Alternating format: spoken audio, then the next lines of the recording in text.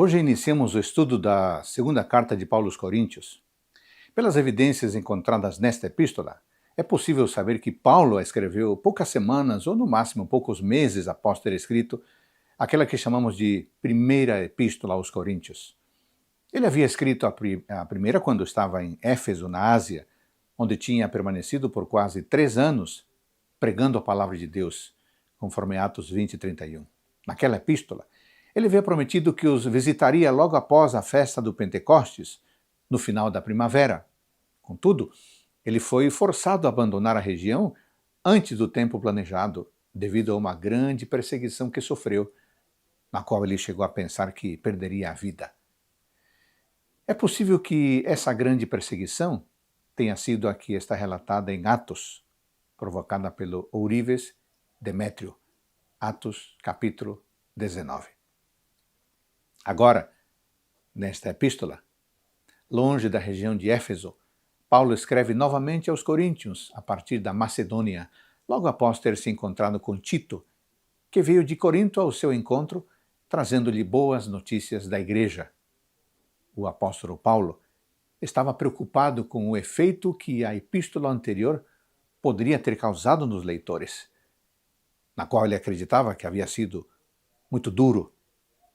Nela, ele havia repreendido os membros porque cometiam vários erros eclesiásticos e comportamentais e porque toleravam um adultério que era bem conhecido.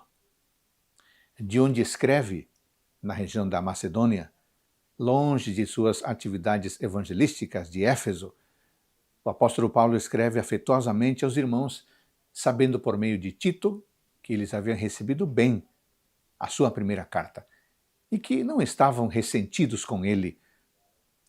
Essa é a introdução da segunda epístola, com o contexto que precisamos para apreciar melhor o conteúdo que estudaremos a partir de hoje. No primeiro capítulo de nosso livro, Paulo diz ser grato a Deus por ter lhe consolado em suas tribulações. E diz que tanto as suas provações quanto o seu conforto são para o bem da igreja. Ele pede que não ignorem o que lhe aconteceu na Ásia, provavelmente o evento de Atos, capítulo 19, e fala da importância de os irmãos orarem por ele. Em todas as suas tribulações e vitórias, ele diz que, apesar dos nãos e sims da vida, em Jesus tudo é sim, para cumprir o seu propósito de salvação. Neste primeiro capítulo de 2 Coríntios, Paulo descreve uma rota de viagem que planejava seguir para visitá-los, versículos 15 e 16.